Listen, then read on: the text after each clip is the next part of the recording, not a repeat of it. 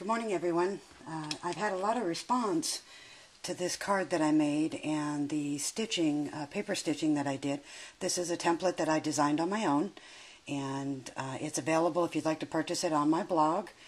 But what I'd like to do is to be able to walk you through how to do the stitching in the paper to be able to come up with a Christmas tree. So we're going to work on that today. I start out with the acetate template, which is what is available on my blog, and I attach it to a piece of cardstock. And what I like to do is use tape that has lost some of its stickiness. That way you don't have to worry about pulling up any of the paper fibers. And I just attach the template. The nice thing about acetate is you can see where your template is on your paper so it's not crooked. And I just secure that down. I put it on top of a foam mat. The one that I have is one that I got online. I can't tell you where I got it, but it's a great thick mat, and you can pretty much use any type of foam that you want to use. And of course, having to use a paper piercer. And I start at the very top. You don't have to worry about it moving because your tape is holding it on. But I like to go down through and just start poking my holes. You don't have to put a lot of pressure on this. And don't stick your paper piercer all the way deep through because up here it's thicker and you don't want that thickness to show in the holes. So I just use the tip and I go down through and just pierce my holes.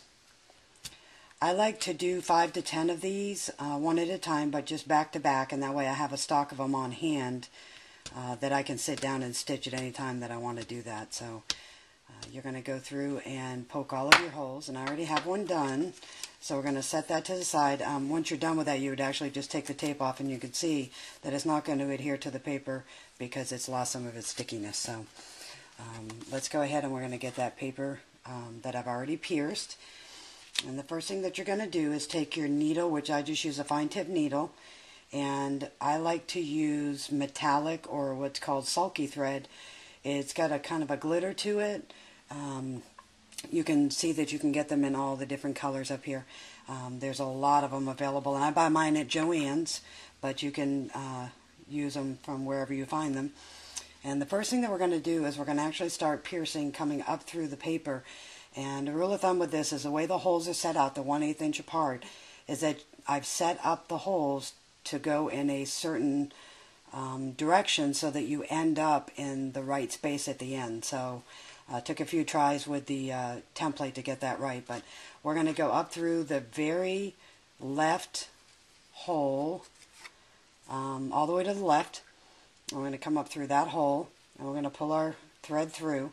I recommend when you get an amount of thread that you get about the height of you, unless you're a 6 foot tall person, and that might be a little hard to pull through, but I pull up about 5 feet, 5.5 feet, just because it takes quite a bit of thread to work to do this design. You're then going to take your thread and you're going to tape it to the back middle of your card. You want to give it a good seal there. You don't want your thread lifting up on your pattern. Once it's sealed down and that happens, there's no repairing it. You have to kind of cut it out and start all over again. So better to get it sealed down correctly in the beginning. So we're going to go up through our first hole, and we're going to come down through, not the top tip hole, but we're going to come to the one to the right and just below that. So we're going to go down through that hole, and you're going to pull it snug. Don't pull it too hard because you're going to rip your holes if you do. What we're then going to do is we're going to come up through the second hole up on the bottom. And I like to flip mine over and just look at it. Always keep your thread on the outside of your previous threads. And I come up through that next hole. And then I'm going to go down through the hole to the right and below the last hole that we did. And again, going on the back side, we're going to go up now to the third hole, always to the outside of your thread. Once you get the hang of this, I'm kind of in an awkward position. I'm usually sitting when I do this. And you're going to come up through that hole, and you're going to go down through, and you're going to follow this all the way through the card.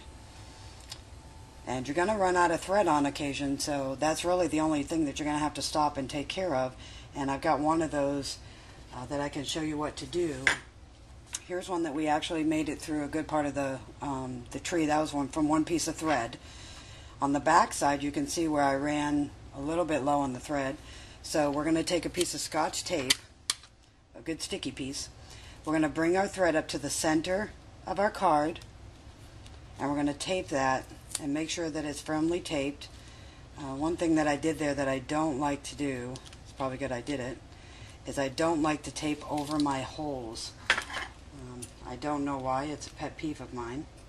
I'm going to cut that back. As long as your thread is adhered to the paper, you're all set.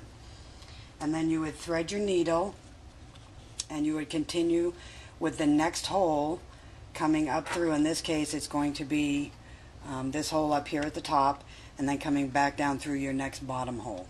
And you're just going to continue that on. I've got another one that I've made it almost to the end of the card. Let's take a look at that one.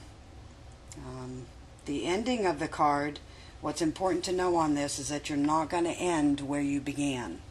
So we're going to come up through, and in this case I'm going down through this hole here, because that's my last top hole that needs a thread. And then I'm going to go down through the hole to the right of the hole that I started. And that's going to be my very last hole.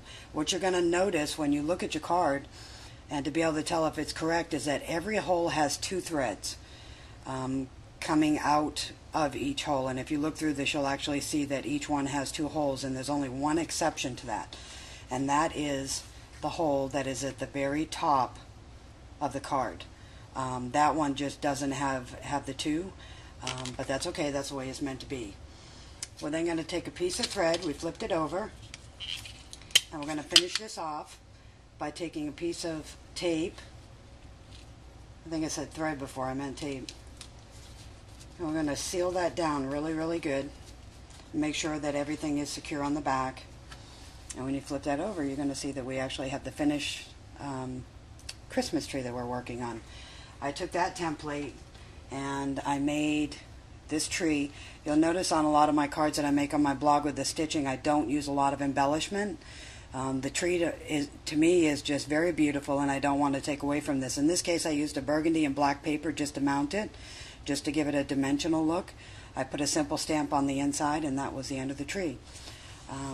There'll be other stitchings that I did that I'll provide you with the samples for in future videos that I do, but in the case of this one, that would be our finished card, and I hope you enjoyed.